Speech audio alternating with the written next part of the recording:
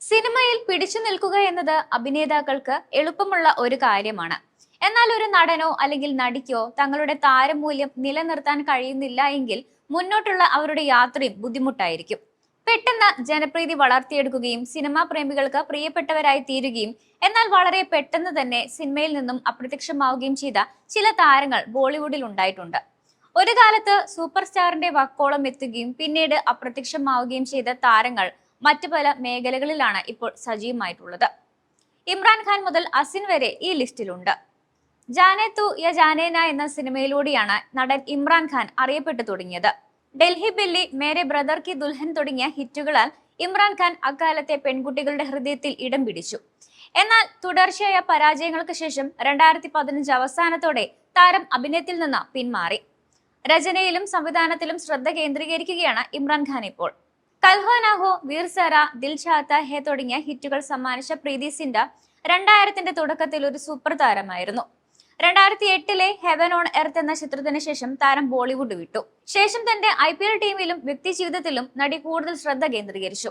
Tarzan the wonder car, wanted എന്ന സിനിമകളിലൂടെ ശ്രദ്ധ നേടിയ നടിയായിരുന്നു അയേഷ ടാക്കിയ. സ്വാഭാവിക അഭിനയത്തിന് പ്രശംസ പിടിച്ചുപറ്റിയ ഒരു താരം കൂടിയായിരുന്നു ഈ താരം. 2009 വ്യവസായിയായ ഫർഹാൻ ആസ്മിയെ വിവാഹം കഴിച്ച ശേഷം നടി കുടുംബത്തിൽ ശ്രദ്ധ കേന്ദ്രീകരിക്കാൻ തീരുമാനിക്കുകയും സിനിമയിൽ നിന്ന് വിട്ടുനിൽക്കുകയും ചെയ്തു.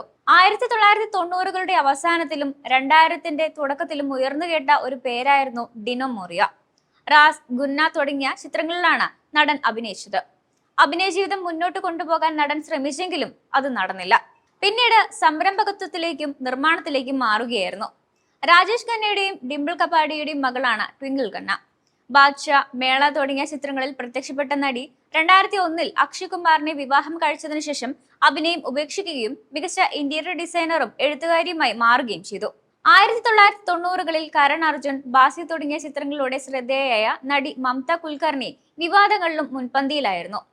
2000ന്റെ തുടക്കത്തിൽ നടി ബോളിവുഡ് വിടുകയും നിയമപരമായ പ്രശ്നങ്ങളിൽ അകപ്പെടുകയും ചെയ്തു. ഇത് സിനിമയിൽ നിന്ന് അപ്രത്യക്ഷമാകാൻ ഒരു കാരണമായി. ഈയിടെ നടി സന്യാസം സ്വീകരിക്കുകയും ചെയ്തിരുന്നു.